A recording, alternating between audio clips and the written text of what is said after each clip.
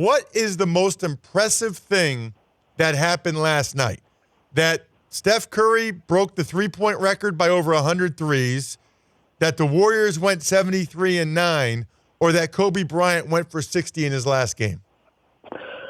I think maybe it's that I was at the Celtics game, so I think it's maybe that one. They came back from a 26-point deficit. That was just like the appetizer. Then I get home and you've got these two things going on, and it was just what an incredible night, really, for both of those teams. Obviously they made sure to get Kobe lots and lots of shots, and that's sort of as it should have been. But overall, I would say that what Steph Curry has done this year, to first get to 300 3-pointers, and heck, while you're at it, let's get to 400, and that's just an incredible mark. So out of everything, that one is probably the one that I would never have bet on actually happening.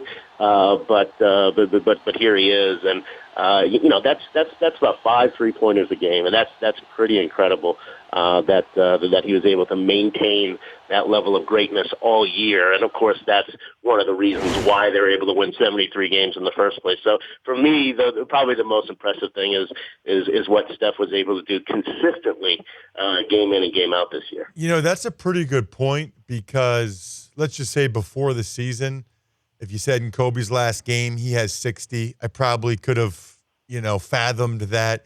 The Warriors getting 73 wins, I would have thought was unlikely but possible. But for a guy to break his own record by over 100 threes, I mean, just think about the percentage increase that is. It's absolutely incredible. How impressive is it to you, Sean, the regular season record, and how important is it in your mind that they win the championship to seal the deal? Yeah.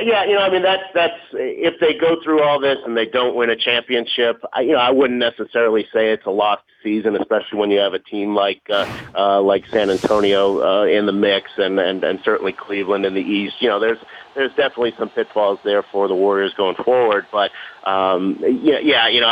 they kind of got to win it. It really does put a damper on things if they go through all this. And really, you look at the last 3 teams, Ross, to set NBA records for wins. First it was the Bulls in '96. They win a championship. It was the Lakers in '72 when they had a long drought, and everybody said they couldn't win the big one. They hadn't won one in L.A. So 1972, the Lakers had won 69 games. They set that record, and they went on to win a championship. Before that, it was the Sixers in 1967, and they had the same sort of thing, as to whether they could win a championship.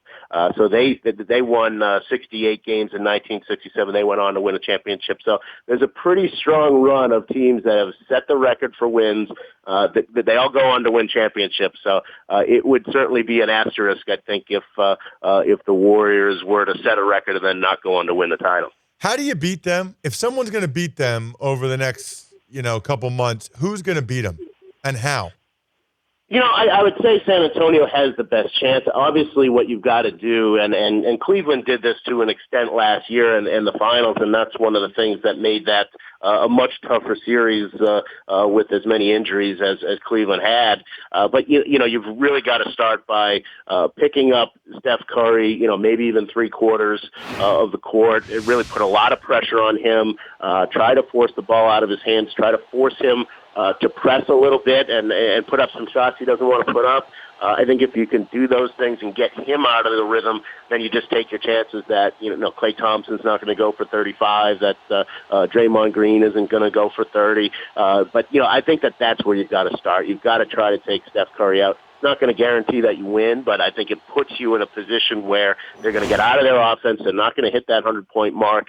They're going to play, they're going to have to win a 95, 87 type game. That's not what they want to do. They can do it, but that's not what they want to do. So I think that's really what you've got to be able to do with them in order to have a chance to win.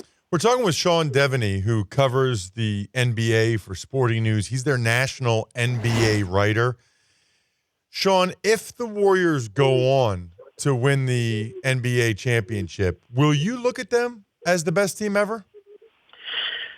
Yeah, I think I will. And you can. It's so hard to compare across eras and all of that. I understand that, but if you win the most games and you win a championship, then you win the most games and you win a champion. I mean, there's really no arguing with the results for me. So, I think you'd have to give them that credit. That yes, obviously it's a diluted league. There's a lot more teams now than there were, say, in the '80s, and when you had the great Lakers teams and the great Celtics teams, and it's impossible to say who would beat who in those matchups. And the other thing is, we also have a bigger the pool of talent. There's so many international players, so it's hard to say exactly when you're comparing era to era. What does it mean if there's only 24 teams? Does that mean that you have fewer bad players in the league? Okay, but what does it mean when there's a lot more people exposed to basketball and there's a wider pool of players in the league as there is now? So, I think you can kind of make the argument both ways. So I think in the end, you just got to put up your hands and say 73 wins is the most ever. They win a championship. They're the best team ever. Well, speaking of best ever, when you think of Kobe Bryant, now that he's officially done, last night, his last game, where is he? Is he on the Mount Rushmore of NBA players for you? I wouldn't say so. Unless you have maybe a second Mount Rushmore. He's on Mount Rushmore too, I think. I still think that, you still got Jordan, and you still have to give a lot of credit to the guys who played in the 60s and 70s who sort of get overlooked, So you've got guys like Wilt Chamberlain and Bill Russell, of course. I think you have to consider them as well, Jerry West. And then you've got, of course, Magic Johnson, Larry Bird, guys like that. So, he's in the mix with some of those. I would not put him in the top 4, probably not even top 5. I think when you get to 6, 7, 8, that's probably the range for me that I would have Kobe in. Has anybody ever had a better final game than that, Sean? Yeah, I not that I can think of, because most guys, when they retire, they're really fighting it, and they don't necessarily know that that they're going to be going out, and so you wind up, I think of Charles Barkley when he tried to come back from a knee injury, and he was just never the same. So, his final game was certainly nothing like that. Michael Jordan, when he was walking away, but that was with the Wizards, and it wasn't really, it did not have the same sort of atmosphere that we saw last night, that's for sure. So I think you go right down the list of all the great players, and I would say that nobody has ever had a send-off like that. And after the year that Kobe's had, obviously it's been a tough year, but, for us in the media, he's been pretty good to work with. He's been very thoughtful. He's been very reflective, sort of a side of him we don't usually see. So I thought that, because he's been so willing to accept, adulation and love and not just be the villain as he usually is, I thought that last night was sort of a deserving way to go out, especially in the context of this season and how he's been this year. Sean, I've heard and seen on Twitter from some NBA fans, I guess Laker fans in particular, that sort of blame Kobe for the current predicament the team is in. Do you think that's fair? I don't, and you heard that back when they first signed the contract for the 2 years, $50 million or almost $50 million. That was going to ruin the franchise for 2 years. Well, the Lakers knew that, and what they were doing is saying, it's sort of like when Michael Jordan signed a $30 million deal. I believe it was in '96 or '97. I think '96.